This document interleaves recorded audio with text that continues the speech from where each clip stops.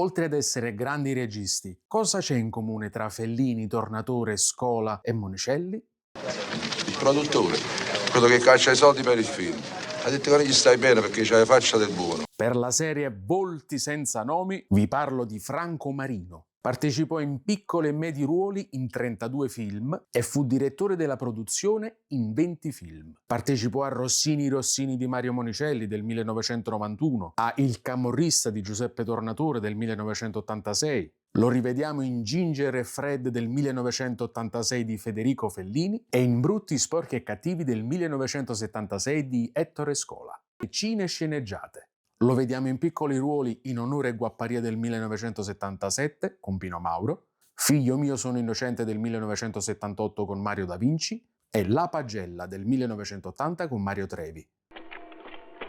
Marce, 1 litro e 4 bicchieri. I quattrini. Non basta la parola. Non basta.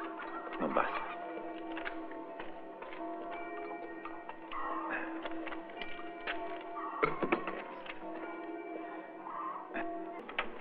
Beh, e voi altri chi siete? Che volete? Ancora qua state. Venite a scegliere. La casa è la nostra. E dimmene un poco, chi è che l'ha firmato sto documento? Il patrono legittimo della casa che l'ha venduta a me, che da oggi perciò sono io il patrono. Che non sapete legge. Forse il ruolo più popolare è il direttore del casting del film Troppo forte di Carlo Verdone del 1986. Invece schiappa un bacio con la principessa. Ma che bacio, quella di piglia frustrate e poi di violenta con laser. Che ultimamente, oltre alla sua grandissima popolarità, vedo girare su internet anche grazie alle scene tra Carlo Verdone e Sal Da Vinci. Di dove sei tu? Di Capua. E perché hai accoltellato tuo zio? Perché mi scassavo cazzo. Ah, per niente. Altre informazioni su Franco Marino le potete trovare sui siti dedicati al cinema. I sacci che facete bene, trattate bene le guaglione. Noi conosciamo tutti.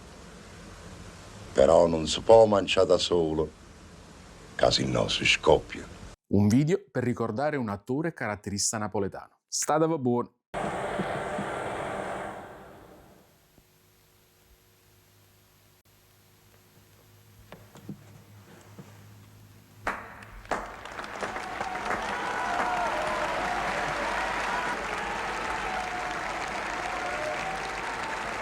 Bravo, bravo, bravo.